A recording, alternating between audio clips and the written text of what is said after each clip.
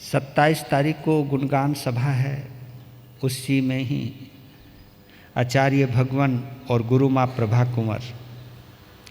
लेकिन उस कार्यक्रम की शुरुआत आज से हो गई है, सामायिक दिवस से।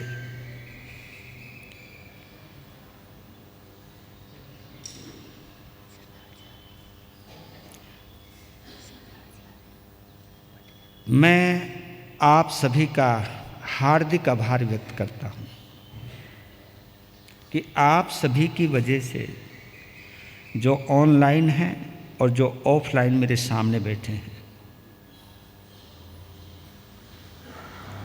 आप सभी की वजह से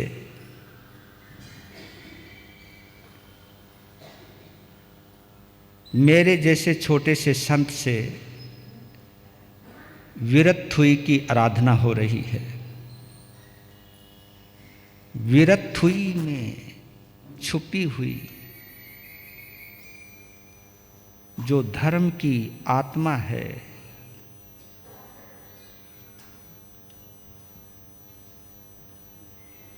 प्रभु महावीर परमात्मा के साथ उनकी भक्ति के माध्यम से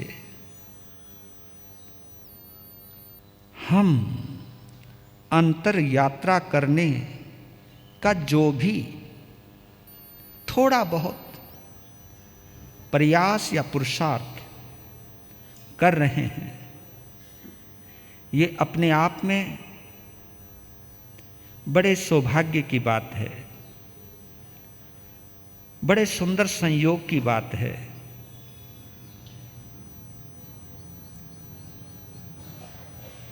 आर्य जम्बू स्वामी, आर्य सुधर्मा स्वामी 2500 साल पहले इसी धरती पर थे। लेकिन जम्बू स्वामी की जिज्ञासा ने, मुझे ऐसा लगता है, ऐसा आभास होता है, जम्बू स्वामी जैसे शिष्य की उंगलियों का स्पर्श पाकर गुरु सुधर्मा के हृदय रूपी वीणा जिस प्रकार झंकृत हुई है और उसकी झंकार से जो एक महासंगीत पैदा हुआ है, उस संगीत का नाम है वीरत्थुई। और उस संगीत के साथ हम जो अपना मानसिक संबंध स्थापित करने का सुधर्मा स्वामी के भावों के साथ हम भी थोड़ा बहुत उन भावों से जुड़ने का, जो थोड़ा बहुत भी अगर ईमानदारी से पुरुषार्थ हो गया या प्रयास हो गया, तो सच कहता हूं ये जीवन हमारा सार्थक हो जाएगा। हो सकता है इन्हीं पलों के दौरान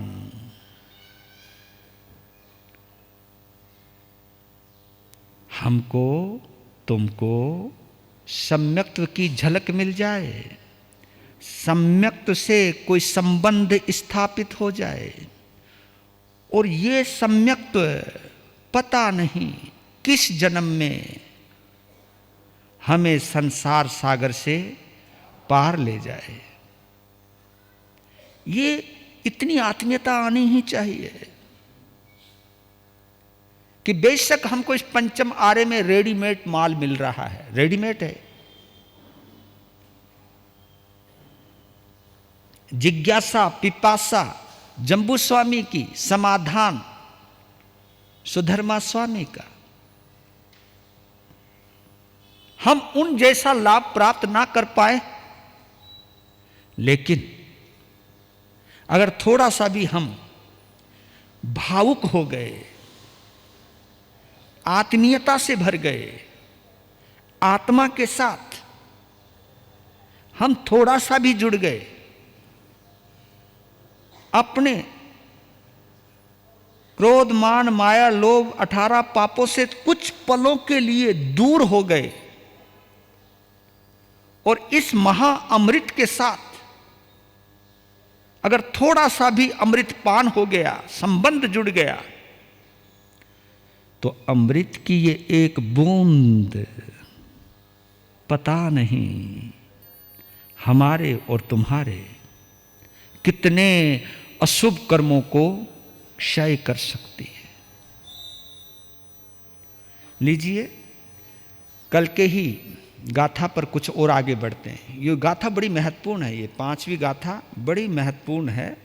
इसके अंदर भगवान के लिए एक नहीं 9 विशेषण है। कितने? 9 विशेषण है, 9। लेकिन उस विशेषण में,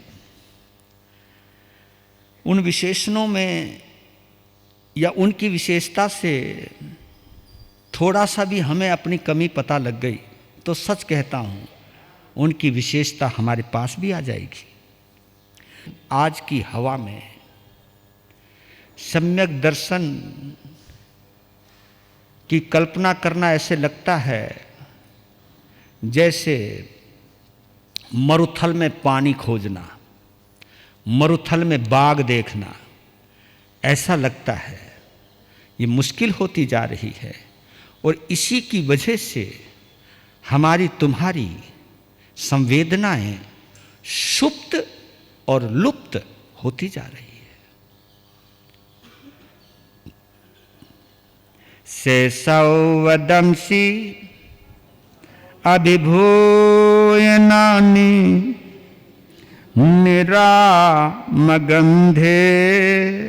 धी इमं ठियप्पा अनुत्तरे सौ जगन शिविजम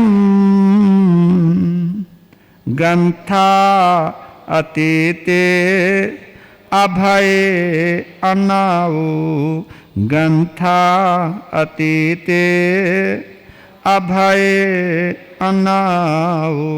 बोलिए शासनपति भगवान महावीर, बोलिए सुधर्मा स्वामी भगवान की, बोलिए जम्बू स्वामी भगवान की। शैशवदंसी अभिभूय नानी निरामगंधे धी इमं ठियप्पा अनु तरेसौ जगन शिविजम गंथा अतीते अभय अनाऊ।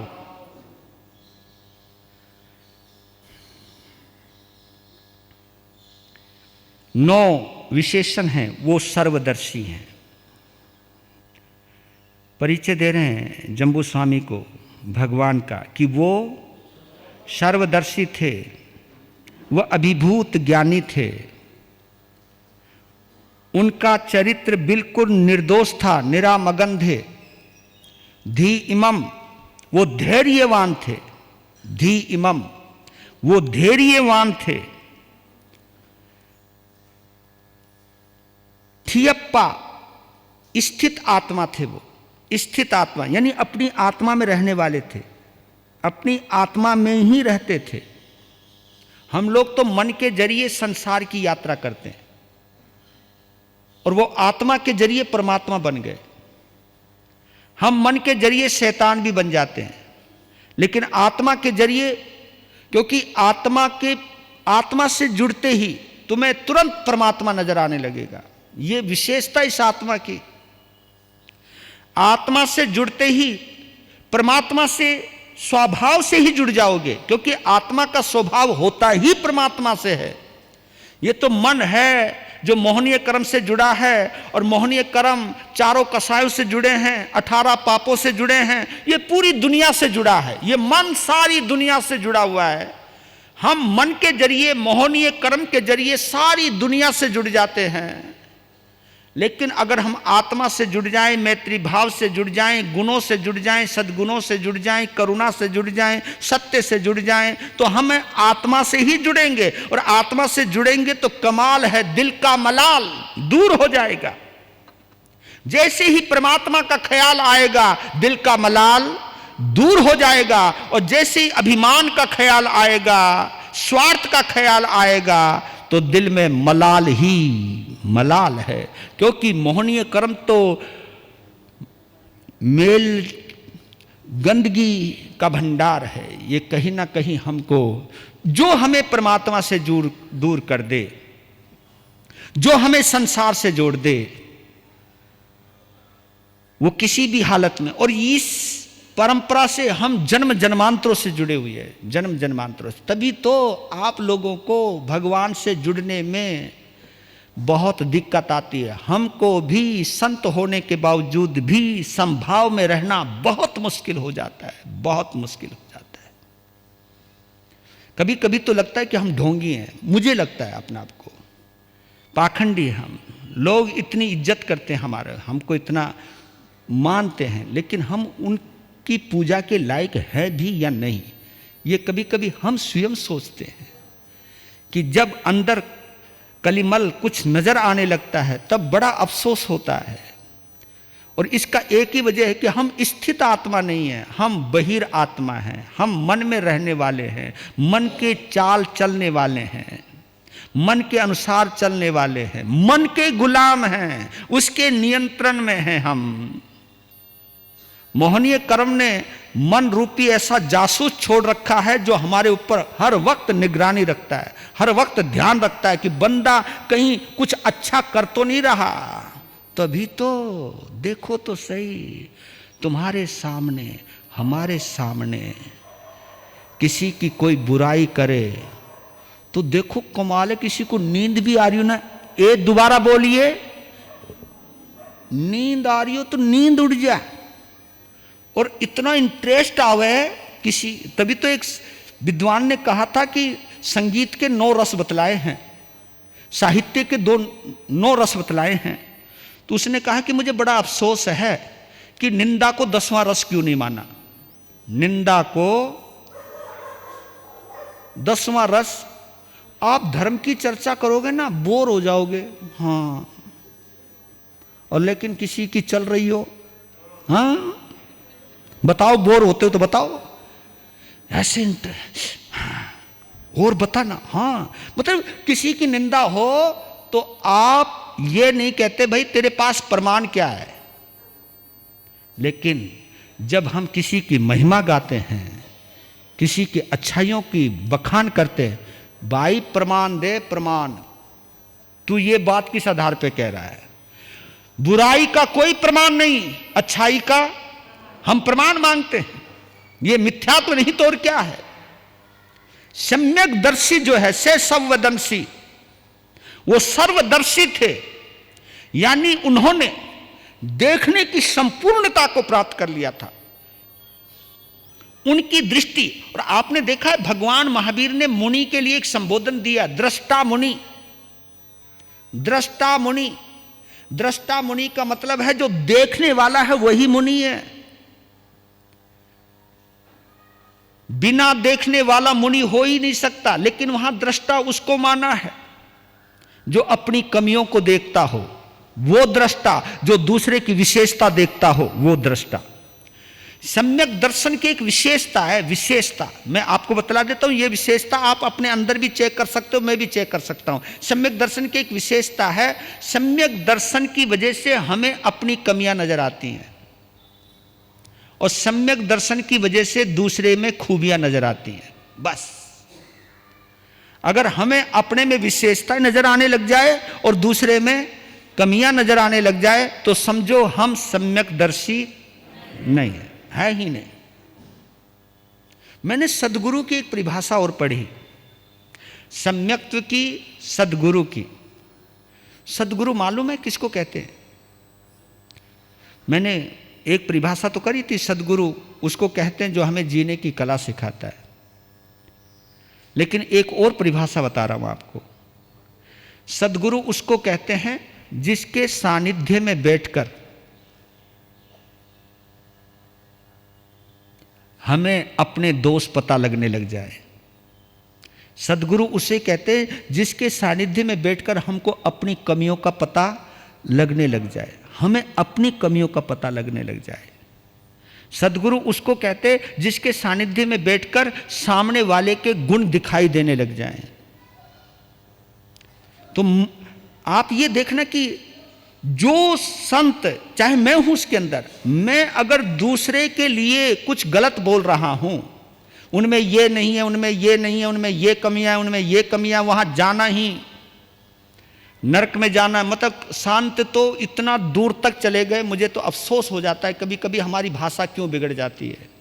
संत यहां तक कहने लगे कि उनके दर्शन करने से तुम नरक में जाओगे, उनको आहार पानी बहराने से तुम दुर्गति में जाओगे। मतलब ये संत कहता हुआ कहीं से भी शोभास्पद नहीं लगता।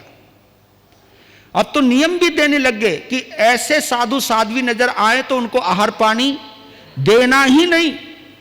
यानी आपका जो व्रत है, अतिथि संविभाग व्रत, उसको भी भंग करवा रहे हैं। आपको श्रावक पने से भी हम गिरा देते हैं। यह बात अगर मेरे अंदर है, क्यों, किस बात पे बोल रहा हूं मैं ये बात, कि केवल बाहर की क्रियाओं की वजह से हम ऐसा बोल रहे हैं। तो दूसरे में जिसके अंदर कमियां हैं उसमें कुछ ना कुछ अच्छाइयां भी तो होंगी। हम अच्छाइयों की तरफ देख सकते हैं, लेकिन अच्छाई की तरफ देखेंगे कब? जब हमारे अंदर सम्यक दर्शन की विशेषता है, अच्छाई दिखाता है, बस वही चीज है ना। वो श्री कृष्ण जी का वो घटना प्रसंग याद होगा आपको, वो मरा हुआ कुत्ता, सड़ा हुआ कुत्ता जिसमें से कीड़े पड़े हुए हैं और लोग नाक बंद करके निकल रहे हैं, और श्री कृष्ण उस भीड़ में वहां खड़े हो गए और देखकर मुस्कुराने लगे। उनको कहा कि चलो ना, आगे चलो, कितनी गंदगी है। तब श्री कृष्ण कहते, देखो मरने के बावजूद भी इस कुत्ते के दांत किस तरह मोती की तरह चमक रहे। तो किसी को कीड़े नजर आए, किसी को दुर्गंध महसूस हुई, लेकिन श्री कृष्ण को चमकते हुए दांत दिखाई दिए और वो इतने प्रभावित हुए, वो ये भी भूल गए कि यहां दुर्गंध आ रही है। क्योंकि जैसे ही आप गुणों से प्रभावित होते हो, उससे अटैच होते हो, उससे युक्त होते हो, वैसे ही आपका अंदर का केमिकल ही चेंज हो जाता है, अंदर का रसायन ही चेंज हो जाता है। यह रसायन सम्यक दर्शन से आता है। तो कभी कभी जरूर चेक किया करो आप लोग साधु साध्वी, आप लोग समाइक के अंदर साधु साध्वियों की चर्चा लेकर के बैठ जाते हो, घर के टेबल के ऊपर भी साधु साध्वियों की चर्चा लेकर के बैठ जाते हो, और चर्चा वो लेते हो,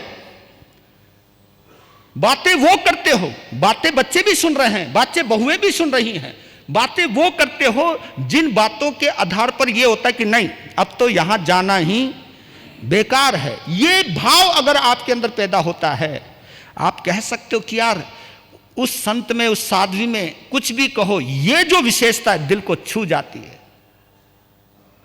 सम्यक दर्शी भगवान महावीर ने ऐसे ही तीर्थंकर पद प्राप्त नहीं किया है। और आपको मैं बतला देता हूं, 14,000 संत थे उनके, 36,000 साध्वियां थी, सारे के सारे केवल ज्ञानी नहीं हुए,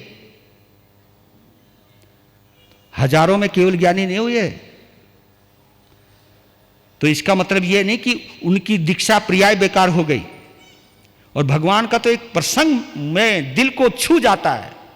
एक मुनि है, उनका नाम फिलहाल मुझे याद नहीं आ रहा है, कि जिस समय वो दीक्षा लेने के लिए आए तो भगवान ने कहा कि अभी रुक जाओ, अभी तुम्हारा भोगावली कर्म बाकी है, अभी दीक्षा मत लो।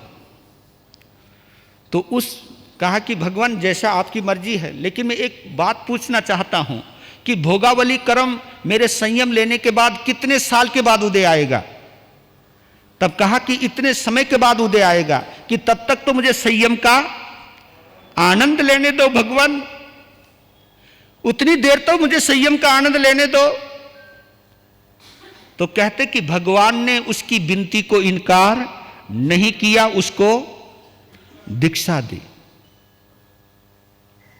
बाद में वो पथ भ्रष्ट हुआ, लेकिन उसने फिर भी उस दीक्षा का प्रभाव था, उस दीक्षा का प्रभाव था। देखो कि जब तक मैं 10 जनों को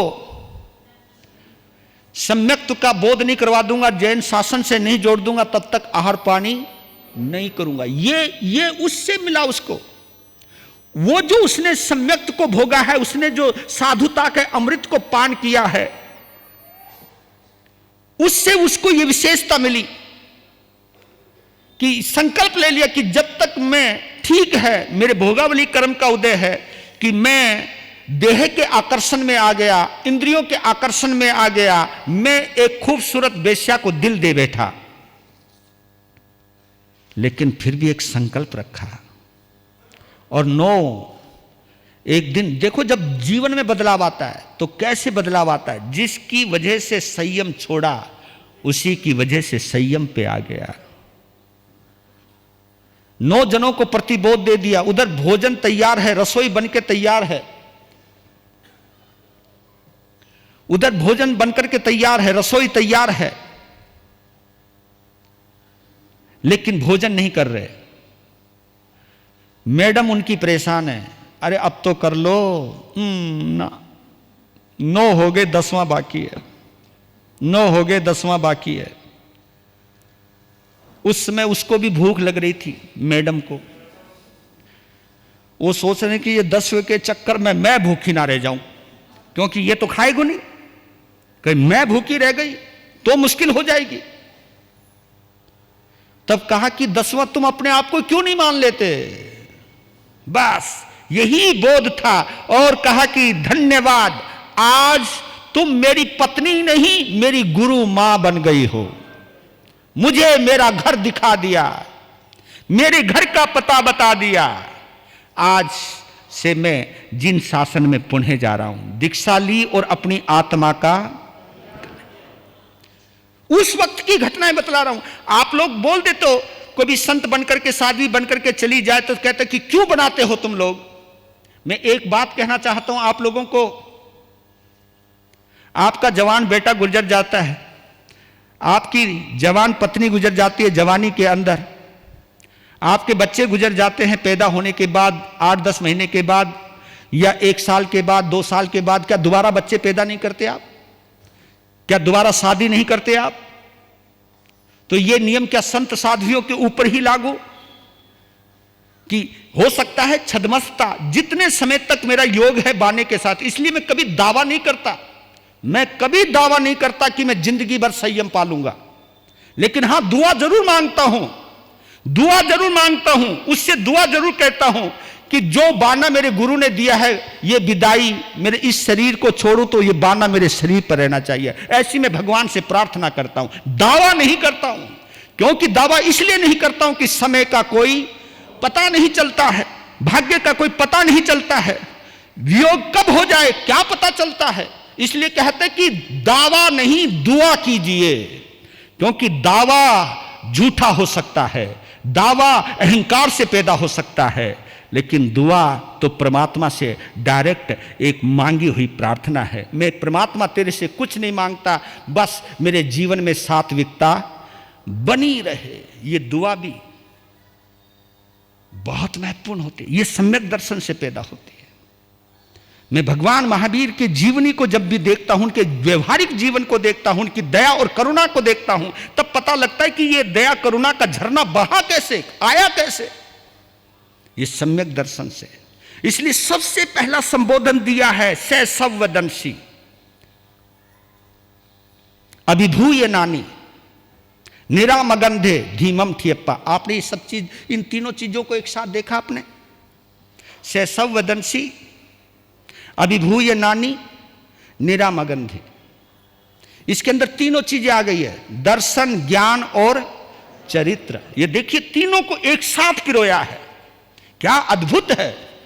मैं तो सुधर्मा स्वामी की जो दिव्य दृष्टि है, जिस दिव्य दृष्टि से, जिस सम्यक दृष्टि से परमात्मा का गुण वैभव को देख रहे हैं, आत्मिक गुणों की संपदा को जो निहार रहे हैं, वो उसका मैं कायल हो गया हूं कि शिष्य होता क्यों है ऐसा विशेष, ऐसा शिष्य विशेष ही होता है।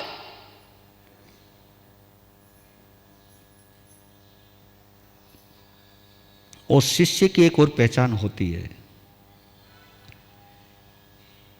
कि शिष्य गुरु की विशेषता को जब तक देखता रहेगा तभी तक शिष्य रहता है। और जैसी उसने बुराइयां देखनी शुरू कर दी, उसका शिष्यत्व, जो कमाल की बात। क्योंकि बुराई हम जब देखेंगे जब हम खुद को अच्छा समझने लग जाएंगे।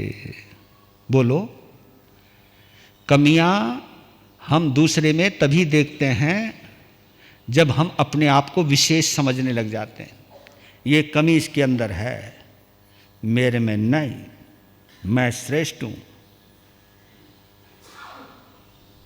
गुरु से 10 बिलांद आगे बनो, ये गुरु की कृपा है, गुरु का आशीर्वाद है। लेकिन गुरु को नीचा दिखाकर, गुरानी को नीचा दिखाकर तुम कभी भी आगे नहीं बढ़ पाओगे। क्योंकि मिथ्यात्वी कभी आगे नहीं बढ़ेगा। मिथ्यात्वी अहंकारी हो सकता है, विनयवान नहीं हो सकता, विनम्र नहीं हो सकता। तो एक सीक्वेंस है, ये बड़ी अद्भुत सीक्वेंस है। और इस सीक्वेंस को मैं समझाऊं आपको सम्यक। अब अपने शरीर को देखो आप। दर्शन हमारी आंख का प्रतीक है। हमारी आंख है दर्शन। ज्ञान हमारी प्रज्ञा है, प्रज्ञा, बुद्धि, प्रज्ञा। बुद्धि से बहुत उच्च स्थिति है, दिमाग नहीं, प्रज्ञा। और चरित्र किसका प्रतीक है? हमारे पांव का प्रतीक है। चरित्र हमारा पांव का प्रतीक है। वही आपने देखा होगा, लोग चरणों में प्रणाम करते हैं। ये चरण बड़े विशेष होते हैं। जिनका आचरण उत्तम होता है उनके चरण भी पवित्र होते हैं। तो जो चरित्र है वो पांव का प्रतीक है। अब ये तीनों चीज, एक खोपड़ी आ गई न, खोपड़ी मत उस खोपड़ी को मत समझना जो जिसकी मैं व्याख्या करता हूं, उसमें मत चले जाना। मैं प्रज्ञा कह रहा हूं, प्रज्ञा। आंख, प्रज्ञा और पांव। अगर हमको और तुमको किसी को पैदल यात्रा करनी है, उसके पास 3 चीजें बहुत जरूरी हैं। एक तो उसकी नजर अच्छी होनी चाहिए, राइट। एक उसकी सोच, उसकी बुद्धि, उसकी प्रज्ञा अच्छी होनी चाहिए। और तीसरी बात, उसकी टांगों में जान होनी चाहिए, उसके पांव में जान होनी चाहिए। तभी हम यात्रा का आनंद ले सकते हैं। अगर ये 3 चीजें हमारी कमजोर है, आंख में रोशनी नहीं है तो धुंधली, मोतिया बिंद आ गए हो, हां जी, और दिमाग ठिकाने है नहीं, पांव में लड़खड़ाहट है ना। थोड़ी देर के बाद बोलोगे, गुरुजी स्कूटर पे बैठ जाओ, हाँ बैठ जा भाई। तो ये 3 चीजें, और यही है दर्शन, ज्ञान, चरित्र। सम्यक दर्शन का मतलब क्या है? जिसकी आंखें निष्पक्ष हैं, निर्विकार हैं। आंखें जिसकी, मैं अगर, और आप लोग तो इतने माहिर हो, आंखों से ही अंदाजा लगा लेते हो ये बंदा किस नजर से, ये नजरें बता देती है जी। ये नजरें हमारे अंदर का हाल बयां कर देती हैं। नजरों से ही पहचाना जाता है। एक बार हुआ, एक रामायण का बड़ा प्यारा प्रसंग आता है, दिल खुश हो जाता है उस प्रसंग को जैसे ही मैं अनुभूत करता हूं। कि एक बार कहते हैं कि प्रभु राम वनवास में जा रहे थे, दिन छुपने वाला था और कहीं विश्राम के लिए जगह चाहिए थी। जंगल है, वनवास है, वनवासी हैं। तो श्री राम ने, प्रभु राम ने लक्ष्मण को कहा कि कोई जगह ढूंढो। तो सामने एक आश्रम दिखाई दिया और हमारे लक्ष्मण जी वहां पहुंच गए। और एक सन्यासी ध्यान साधना में थे। कहा कि हे ऋषिवर प्रणाम, हमको ठहरने के लिए जगह चाहिए आपके आश्रम में। आंख खोली, लक्ष्मण को देखा और जिस चबूतरे पर बैठे थे वहां उन्होंने एक काम किया। एक तिनका था, उसको मुंह में रखा और हाथ अपने लंगोट पे रखा और उस चबूतरे के 3 चक्कर काटे, फिर बैठ गया। लक्ष्मण कुछ समझा नहीं। कहा कि ऋषिवर हमें ठहरने के लिए जगह चाहिए। फिर वही काम किया, 3 चक्कर काटे, फिर बैठ गया। अरे बंदा है क्या है, मैं कह रहा हूं जगह चाहिए और ये काम करता है और घूमता है बैठता है। 5-6 बार कर दिया न, बेकार। राम जी के पास गए, कहा कि जगह तो मिल जाती लेकिन महात्मा कुछ सटियाया हुआ है, दिमाग ही नहीं है, पूछता कुछ हूं जवाब कुछ देता है। कहा कि क्या किया? मैंने कहा कि हमें ठहरने के लिए जगह चाहिए। उसने क्या किया, एक तिनका लिया, जबान पे रखा, अपना हाथ लंगोट पे रखा, 3 चक्कर काटे और वो बैठ जाता है। तो राम कहते बोलिया उसने सब कुछ बोल दिया। जी उसने क्या बोल दिया? मारे पल्ले नहीं पड़ा, आप कह रहे उसने सब कुछ बोल दिया। कि बस उसका यही कहना है, जो जबान का सच्चा हो, लंगोट का पक्का हो, उसको इस कोटिया में तो क्या 3 लोक में भी उसको ठहरने की जगह मिलती है। 3 लोक में उसे जगह ही जगह है। उसने निमंत्रण दिया है। ओहो, ये महात्माओं का भी कुछ पता ही नहीं, कैसी कैसी बातें करते। कहा कि इनको समझने के लिए वैसी दृष्टि चाहिए, वैसी नजर चाहिए, वैसी स्मृति चाहिए, वैसी उसकी गहराई में जाना चाहिए। आप लोग हमें शब्दों को पकड़ लेते हो। इसलिए कहता हूं कि इस चीज के लिए आप जरूर ध्यान रखें।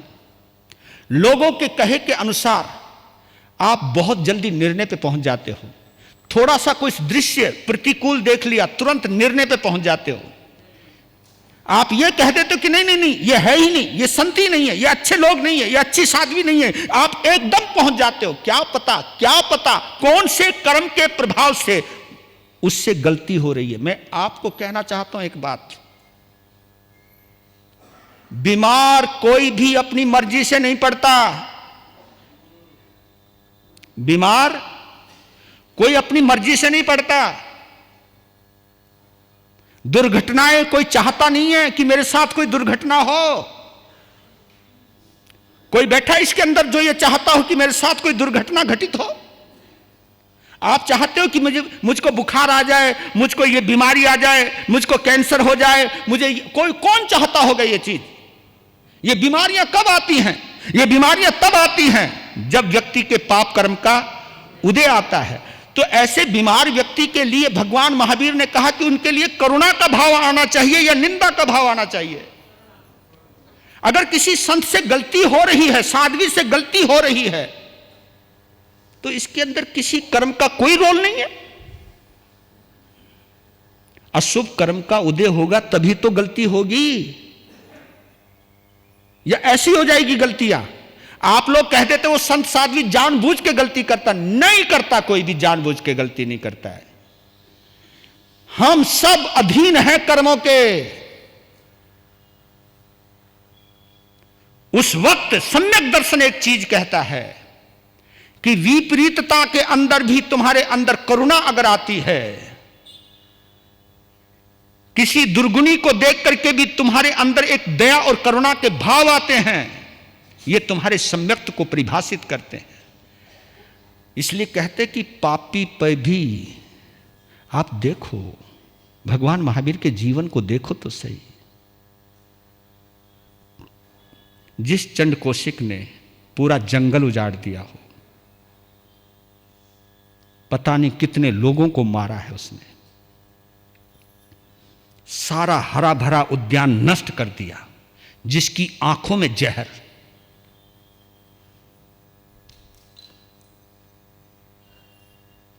उसकी बांबी पर वो बोलो महावीर खुद गए या नहीं गए? चंड कौशिक ने तो नहीं बुलाया था, लेकिन महावीर की करुणा देखो। अर्जुन माली को देख लो, 1141 जनों की हत्या करने वाले को भगवान ने दीक्षा दी। और क्या समझते हो, भगवान का विरोध नहीं हुआ होगा? विरोध तो हुआ भगवान का भी। और विरोध की परिभाषा वहां प्रकट है कि जब वो बेले के पारने के लिए जाया करते थे तो कोई उनको पत्थर मारता था, कोई उनको गाली देता था, और कभी कभी ऐसा था कहीं पानी मिलता था तो आहार नहीं मिलता था, आहार मिलता तो कहीं। तो क्या भगवान महावीर के भगत नहीं थे वहां? क्या भगवान को मानने वाले लोग नहीं थे वहां? उन्होंने क्यों उनके साथ ऐसा व्यवहार किया? तो आप ये देखिए कहां भगवान और कहां हम इंसान, ये चीज चलती आई है। वहां पर भी चंड कौशिक का कल्याण किया है। उन्होंने ये सोचा कि हमको केवल चंड कौशिक का क्रोध नजर आ रहा है, लेकिन क्रोध के अंदर वो कितना अंदर से पीड़ा प्राप्त करता है, उसका दर्द महावीर को नजर आ रहा है। मैं दूसरी बात और बोलता हूं उसको समझाने के लिए, समय हो रहा है।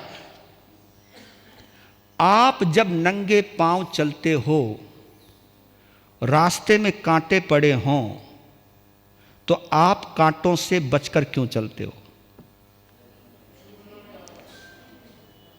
क्यों चलते हो आप? कि पांव नंगे हैं और कांटा पड़े हुए हैं, कहीं कांटा पांव में गड़ ना जाए, और पांव में कांटा लग गया तो दर्द बहुत होगा। तो अपने आप को बचाने के लिए, अपने आप को दर्द से बचाने के लिए आप कांटे से बच करके चलते हो। और भगवान महावीर क्या कांटे से दर्द होगा इसलिए बच करके चल रहे हैं? भगवान इसलिए बच के चल रहे हैं कहीं कांटा मेरे पांव के नीचे आके कहीं टूट ना जाए, कहीं उसको कष्ट ना हो जाए। ये फर्क है हमारे में और प्रभु, ये है सम्यक दर्शन में और मिथ्यात्वी में ये अंतर होता है। हम आज भी मिथ्यात्वी हैं। ये ज्ञान इतना है, अद्भुत है ये। हम संत, आप श्रावक, पता नहीं हम इस ज्ञान के करीब कब जाएंगे, ये सम्यक ज्ञान कब प्राप्त होगा।